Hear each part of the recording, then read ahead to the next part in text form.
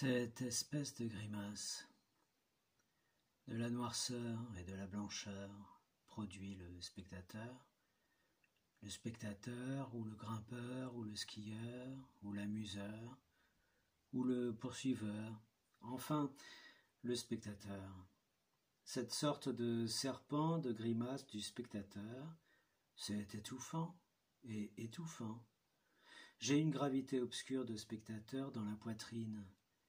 J'ai une poitrine de spectateur de douleur. J'ai une obscurité du souffle obscur. Il n'aime pas cette douleur, le spectateur. Il ne l'aime pas. Il se produit des tunnels obscurs par où passe le spectateur. Il y a des montagnes qui tombent sur le spectateur, plus nombreuses que les flocons de neige ou les notes de musique, et le spectateur disparaît avec sa respiration bouchée. C'est une histoire, n'en parlons pas. Il disparaît dans l'horreur, sous les tunnels de l'horreur, de la nuit noire, plus noire que la nuit, noire parce qu'elle est faite avec du noir. Grimace, cuir, cheveux, grimace, genoux, grimace. Le spectateur est engagé dans le tunnel. N'en parlons plus. Mais le spectateur a peur.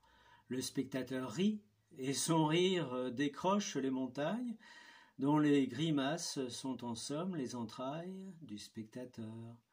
Par conséquent, les entrailles, les intestins grimacent, et le spectateur est fou, sérieusement malade. Ne bougeons plus. On se trompe sur le spectateur. Il est entièrement écrasé, bouffé, éliminé, son sang est sorti de sa personne. Le spectateur sera enterré. Il était complètement noir et complètement perdu.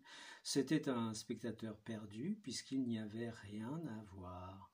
À 3h moins le quart du matin, dans le temps éternel, le spectateur avait perdu la route des sapins noirs, mais il l'avait retrouvée.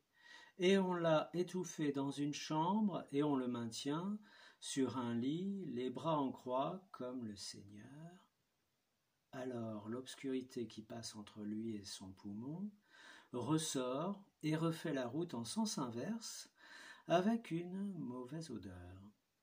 Le spectateur dit « Je suis enfermé dans l'abomination. En quelle horreur il se trouve, car le spectateur n'est pas un homme, et n'est pas une femme, et n'est pas un souffle, et n'est pas une branche d'arbre, ni une jambe nue sur la neige, ni un ventre, ni une fesse, et pas non plus le plus petit rayon de soleil.